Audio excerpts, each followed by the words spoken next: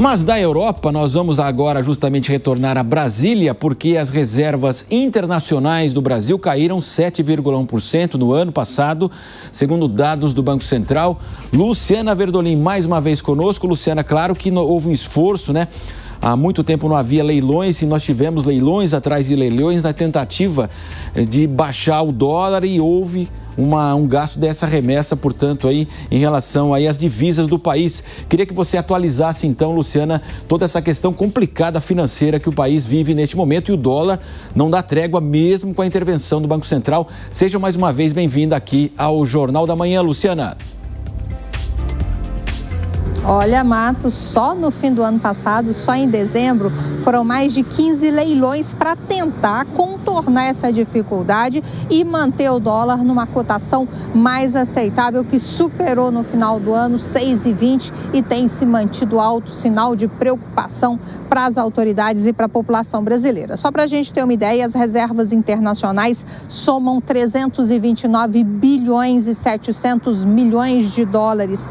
Com a queda de 7,1%, isso representou uma perda de 25 bilhões só no ano passado. A explicação para a redução é exatamente a necessidade de utilizar parte dessas reservas para fazer leilões de dólar para tentar manter a moeda estrangeira sob controle. Essa cotação do dólar, muita gente se questiona por que é tão importante, porque impacta diretamente nos preços dos produtos que vêm de fora do país. Eles chegam mais caro e acabam pressionando a inflação brasileira. Durante 2024, foram 19 leilões para tentar conter a alta do dólar.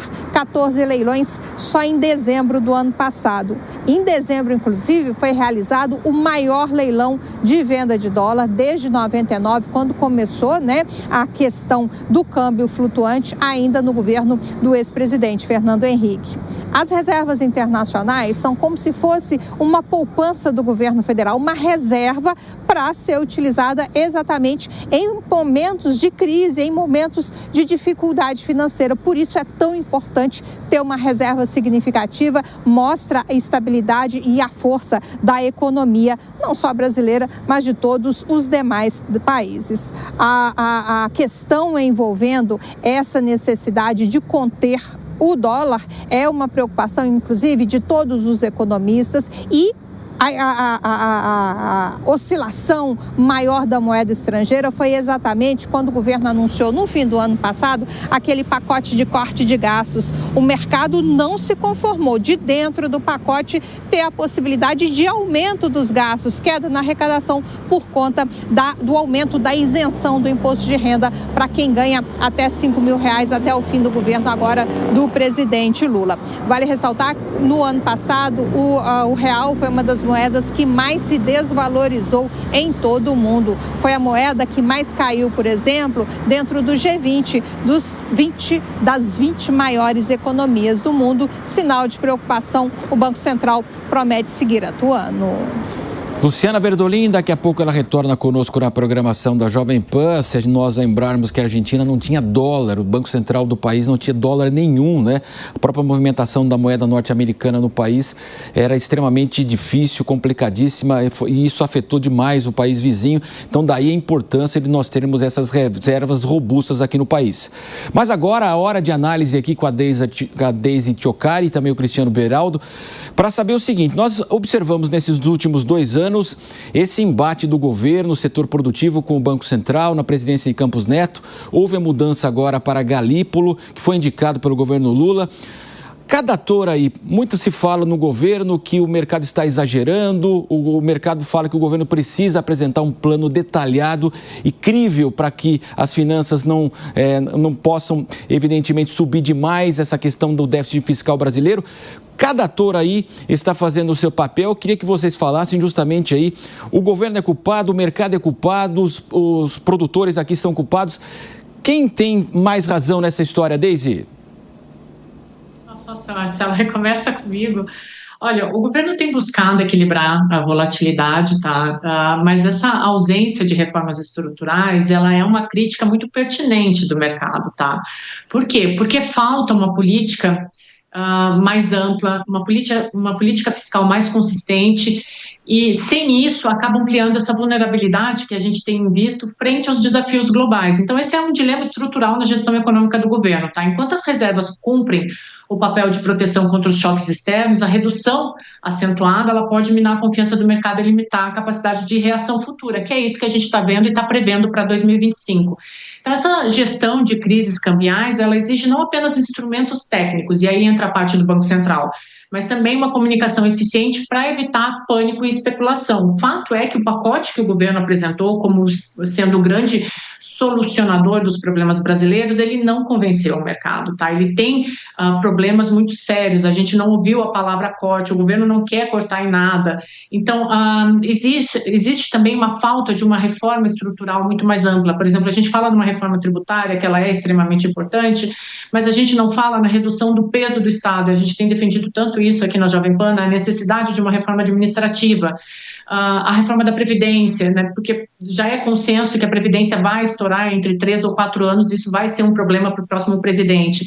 Então, falta mesmo uma reforma estrutural e uma política mais ampla. O cenário de hoje, o cenário que o Brasil apresenta hoje, ele requer mais do que essas intervenções pontuais que o governo tem apresentado, né? Ele quer um plano integrado que estabeleça previsibilidade e confiança a médio e longo prazo. O que a gente tem visto aqui no Brasil são reformas ou projetos que atuam no curto prazo, e aí isso obviamente, acaba provocando a desconfiança do mercado. Não tem como ser diferente.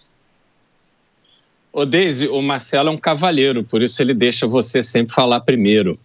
Mas vamos lá. O que acontece é que nós temos o mercado que atua no mundo inteiro da mesma forma, consegue tirar vantagem das fragilidades, e o governo brasileiro é que é o responsável. Por quê? Somos um país com mais de 200 milhões de habitantes, temos uma produção agrícola enorme, temos produção de petróleo, temos produção de minério, temos tudo, uma natureza que nos abençoou, temos tudo. Entretanto, temos um governo fraco, um governo que o mercado consegue deixar acuado.